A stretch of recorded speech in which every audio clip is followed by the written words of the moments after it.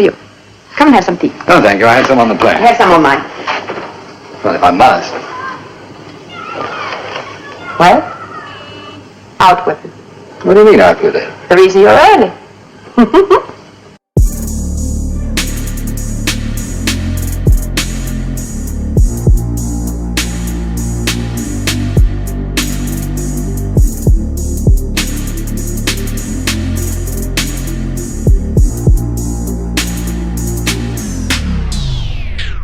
If you love listening to this show, please consider giving a rating and a review on Amazon Alexa or wherever you listen.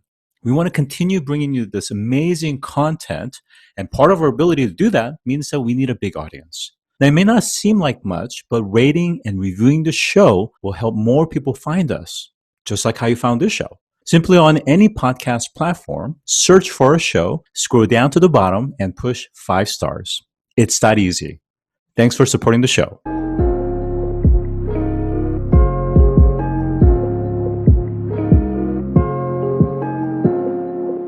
So today I'm joined by Steve Goldner, who is the CEO and founder, and Dr. Deb Kimless, who is Chief Marketing Officer of Pure Green Pharmaceuticals. Welcome to both of you. Thank you. Thank you very much. So let me start with Steve. You indicate that you're one of the co-inventors of methadone, which was sold under the brand name of Dolafine, which is an opioid medication that reduces withdrawal symptoms for heroin addicts and other narcotic drugs. And I guess it was used as a pain reliever as part of a drug addiction detoxification and maintenance. I'm curious if you could tell me a little bit more about your involvement there, because I was looking through some of your patents and I see that you have filed things under freeze-dry process to rupture the plant cells of cannabis below 0 degrees Celsius, as well as turning it into powder by freeze-dry and then extracting chemicals via pressurization with liquid or supercritical carbon dioxide. So I'm seeing other things, including matching patients to available clinical trials, fluid infusion methods and systems, but not seeing anything specific to methadone. That's right.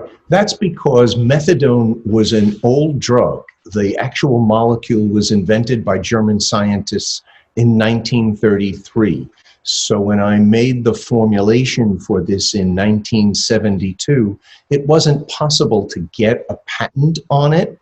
I did it really to help my buddies who were coming back from Vietnam as heroin addicts. I just really wanted to help them be able to get off of heroin.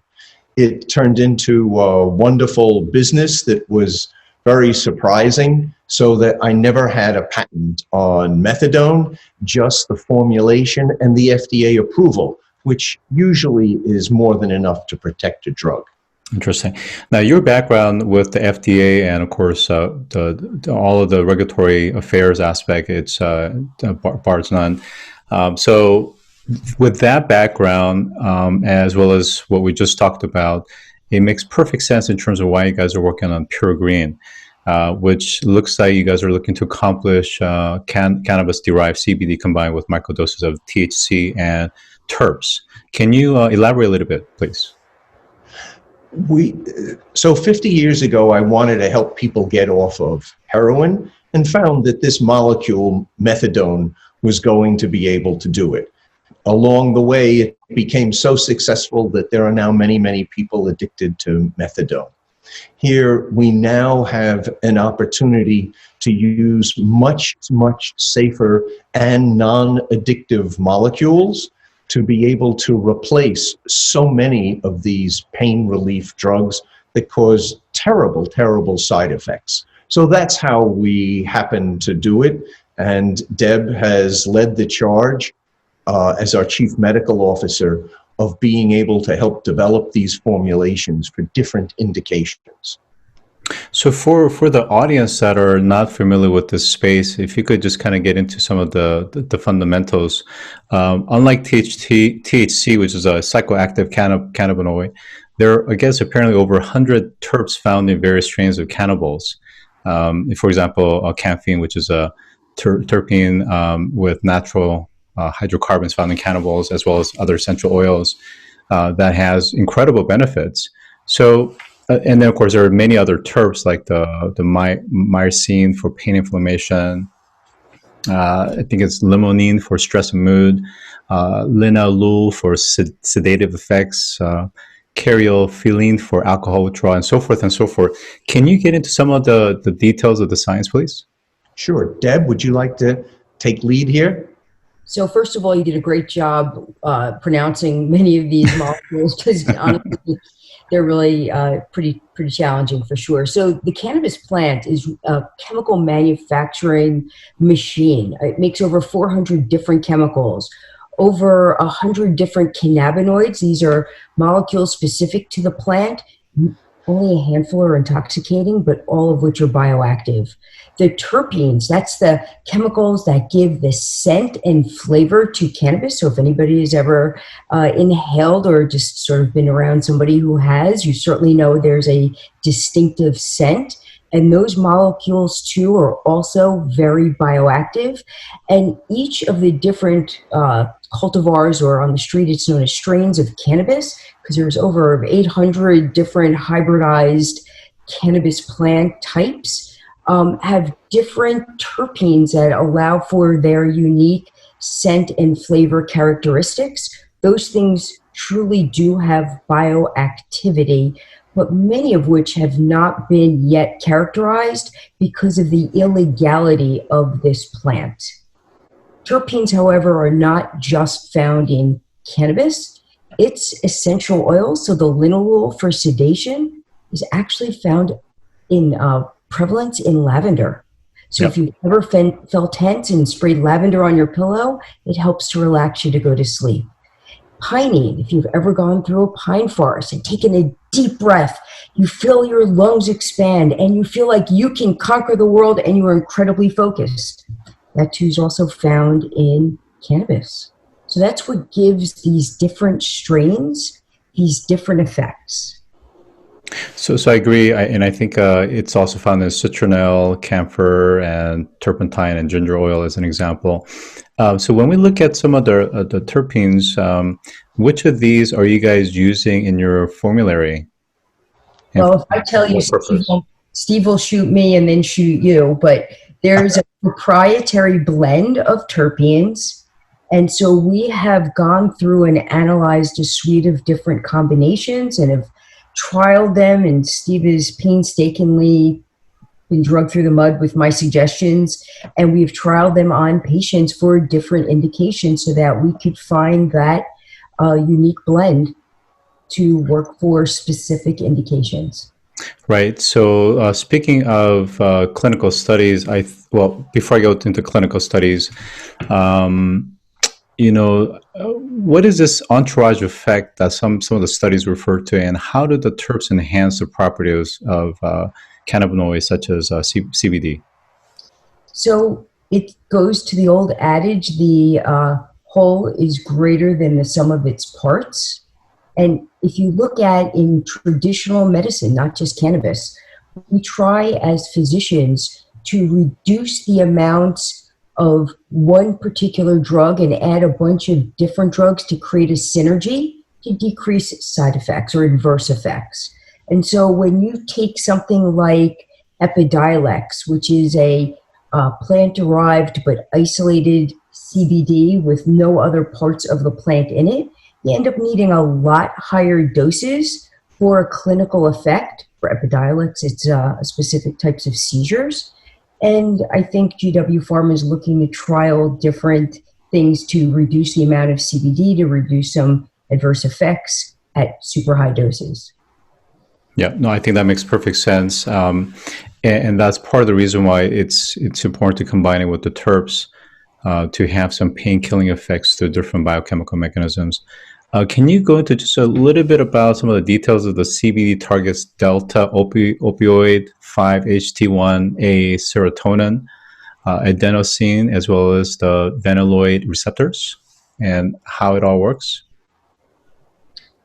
Wow. Okay, so we're going to be here for a couple more hours and maybe tomorrow.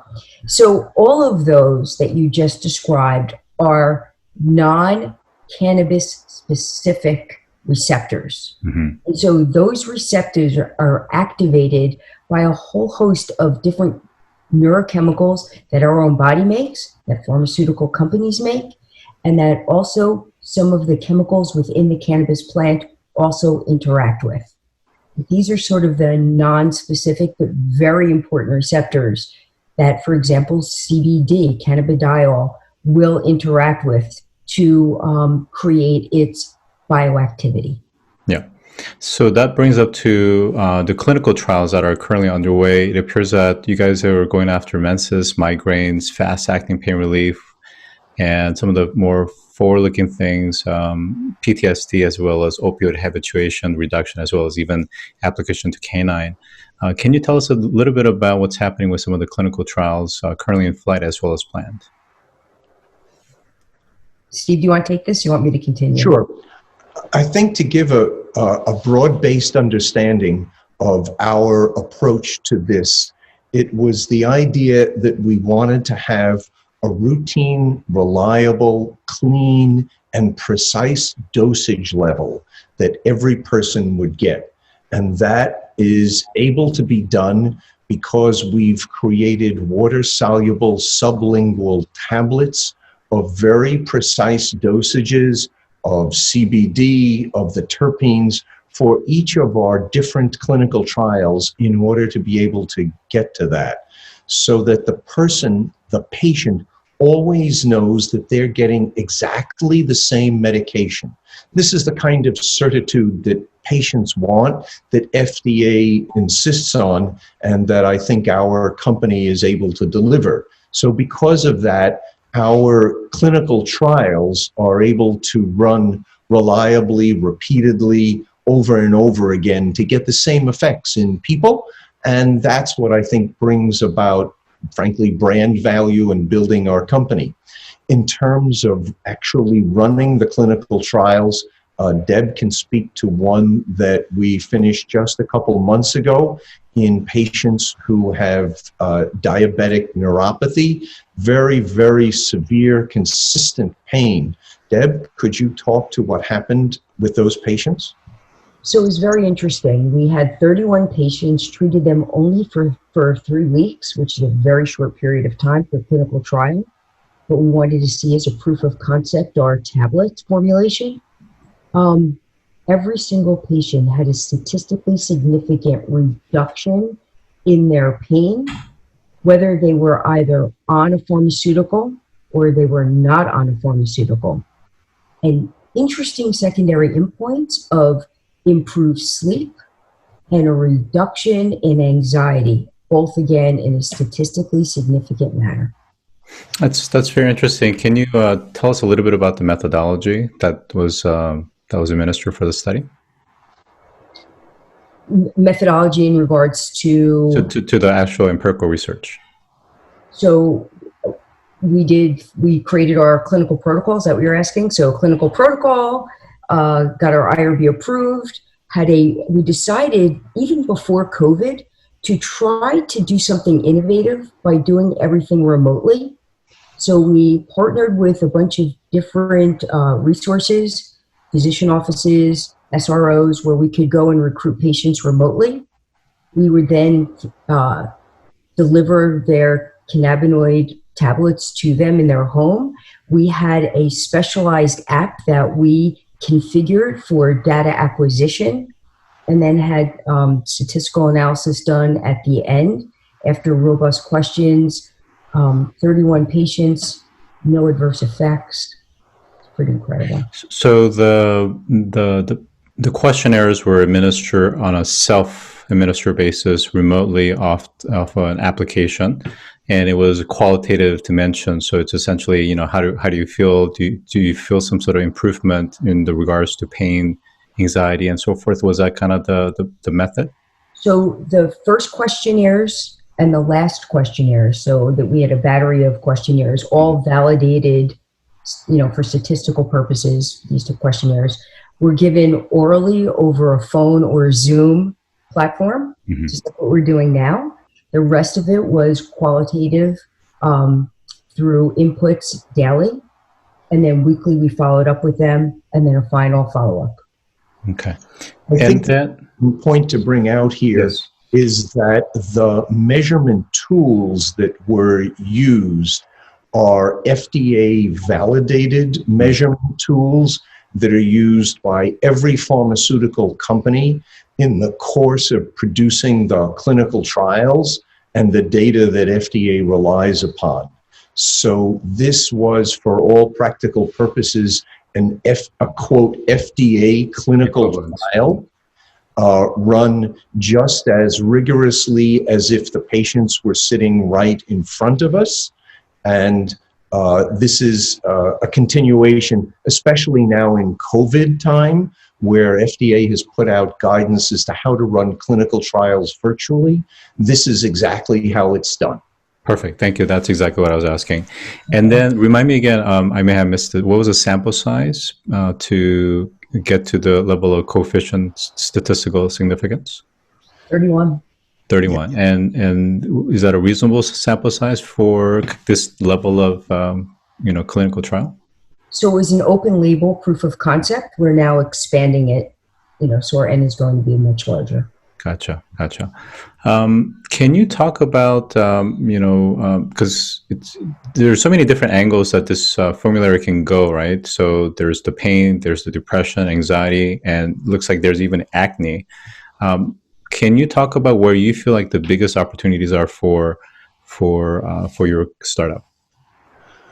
Well, if I can interject here, we think that our biggest opportunity is, frankly, to be able to resolve the opioid addiction crisis that exists in the United States and every country around the world. Opioid addiction is based on, of course, people's addictive patterns, but what drives them to it is frequently that they have pain. Most people start because they've just had a terrible, painful accident or event, and they inadvertently become addicted to these substances. So we presented to FDA the idea, certainly curing the opioid crisis for the United States for us would be a $20 to $30 billion a year market as a business event. FDA would appreciate us doing it, and they asked us to first begin by giving people an alternative to opioids. For example, in osteoarthritis or diabetic neuropathy. So we have chosen the pathway to follow through FDA, and the agency has been very enthusiastic about supporting it. And here we were able to show in just 31 patients in 3 weeks that they were able to reduce their levels of all other medications and reduce their pain statistically significantly. It's very encouraging. And I think it sounds like a lot of your IP, of course, is the formulary, but it's this notion of precision. So the precision of the formulas and consistency. And of course, when you talk about pharmaceutical, there's an issue of just quality and grade issues and consistency issues. My understanding is that you guys, at least for now, are doing small batches. Can you get into a little bit of the manufacturing that utilizes some of your patents on the freeze dry? Of course, I would be happy to. I sold my first 2 companies to a very large pharmaceutical company and then went to work for Unilever, where I watched how a large company like that makes small batches and then scales up to make literally hundreds of millions of tablets in a day in one production line. So we're doing exactly the same thing. In our current equipment, we can make 10,000 tablets a day, but this equipment literally scales up to be able to make 100,000 tablets a day and then 1 million tablets a day just by adding a couple of extra product lines to it, so that scale up is consistent. It's actually in the FDA system, it's called validation. And we do it regularly. I've done this for the last 45 years. So it's an engineering activity. Once you make the formulas, they're the same day after day after day. Which I think, believe it or not, it's actually very difficult to do. So I think the process is really one of the key advantages that you're talking about. Can you speak to this space in terms of, because it's getting very crowded with a lot of players that are coming in. How do you foresee that you guys will be able to have that capture and dominate the market leadership? That's an excellent question. Generally in this space, having FDA approval for a particular product and a formulation becomes an exclusive marketplace. In addition, we have a series of patents that are going through national and international approval. As you mentioned, we've already had 2 patents for the United States issued in just the last 6 months, so they're nice young patents. We expect to continue our intellectual property process that will allow us to capture the space and keep it, both for pain, anxiety relief, sleep improvement, and these are huge categories. And as we partner with large pharmaceutical companies, they're pretty good at being able to maintain their market space. Mm-hmm. So do you foresee that your business model is primarily licensing driven, or do you foresee that there will be a component of manufacturing and processing as well? We think that manufacturing and processing only occurs for us now in this R&D time at a small level, that once you license or do an M&A activity with a large company like Eli Lilly or Pfizer or so on, they really want to take on the production and marketing themselves. So that's an out-licensing event. Yeah, great. Very, very exciting. Let's see. I want to give Deb an opportunity in terms of how would you characterize this opportunity to other medical professionals and physicians like yourself? So the cannabis world has opened up a tremendous opportunity for physicians to actually make a difference, more so than anything I've ever done before. I mean, I don't want to denounce pharmaceuticals. I think there's certainly a role for them. But as an allopathic physician trained traditionally, we are taught, make a diagnosis, give a pill. And when you look at cannabis, even though what we're creating are standardized tablets, it's still, the safety and efficacy is unparalleled compared to anything else that I've ever treated a patient or treated patients with. And so for physicians, there's always this balance, especially in pain. How do you balance somebody who's in severe chronic pain, who are non-responsive to other traditional therapeutics, and you're now about to launch an opiate? And now where do you go from there? So I think my fellow physicians should understand that we have a biologic system in our body called the endocannabinoid system. It's a real biologic system. It actually is a governor of all of the other biologic systems in our body. And that even though it's not taught in medical school, it's not taught in any biology class that I ever took, and it's not taught in residencies, to go out and learn about it so that they too can also embrace the power of cannabinoid medicine. It's the future. Thank you for that, Deb. So, Steve, I want to go back to the very beginning of what we talked about. We started with methadone, and I think it was actually very appropriate because I get the sense that what you're building is a legacy. If you trace back to the 1970s and Vietnam War and seeing some of your colleagues coming out and having missing limbs and having all this incredible pain, you meant to do well, but yet, to your point, it also had side effects of opioid abuse. This is a new frontier where you don't have the limitations of methadone.